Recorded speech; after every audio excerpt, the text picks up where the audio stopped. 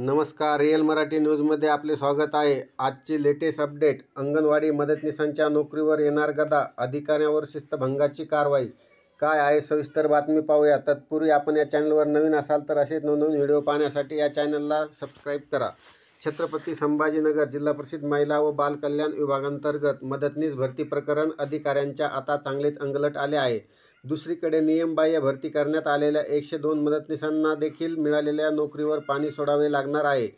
तर ही भरती प्रक्रिया राबविणाऱ्या प्रकल्प अधिकाऱ्यावर शिस्तभंगाची कारवाई करण्यात येणार आहे. गेल्या वर्षी शासन निर्णयान्वये जिल्ह्यातील सुमारे 800 मिनी अंगणवाड्याचे रूपांतर मोठ्या अंगणवाड्यात झाले. मोठ्या अंगणवाड्यामध्ये सेविका मदतनीस तर मिनी अंगणवाड्यामध्ये फक्त सेविका कार्यरत असतात. मिनी अंगणवाड्याचे श्रेणीवर्धन झाल्यामुळे तिथे नियमानुसार जाहिरात देऊन मदतनीसांची पदे भरणे गरजेचे होते. मात्र जिल्हा परिषद महिला बाल विकास अधिकाऱ्यांच्या सूचनेनुसार ही भरती प्रक्रिया अगोदरच्या प्रतीक्षा यादीतून राबविण्यात आली. त्या अंगणवाडी कर्मचारी संघटनेचे जिल्हाध्यक्ष सुधीर सोनवणे यांनी आक्षेप घेत थेट आयुक्ताकडे तक्रार केली. एवढेच नव्हे तर यात मोठी आर्थिक उलाढाल झाल्याचा आरोपही त्यांनी केला होता. एकात्मिक बाल विकास सेवा योजना आयुक्त कैलास पगारे यांनी 8 जानेवारी 2025 या पत्रान्वये थेट मुख्य कार्यकारी अधिकारी विकास मीना यांना मदतनीसांची पदे जाहिरातद्वारे भरण्याची सूचना केली.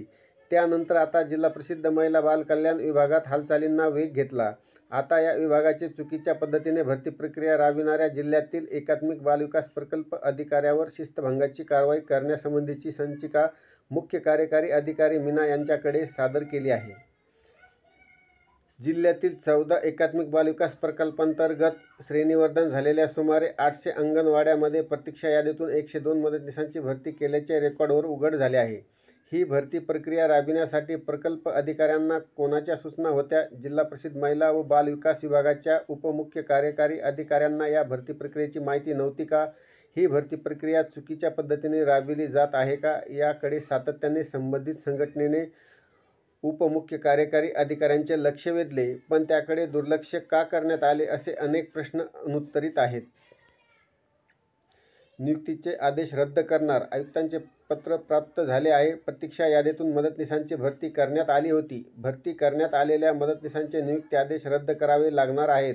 शिवाय प्रकल्प अधिकाऱ्यावर शिस्तभंगाची कारवाई करण्यासाठी CO यांच्याकडे संचिका सादर केली आहे. सुवर्णा जाधव, उपमुख्य कार्यकारी अधिकारी.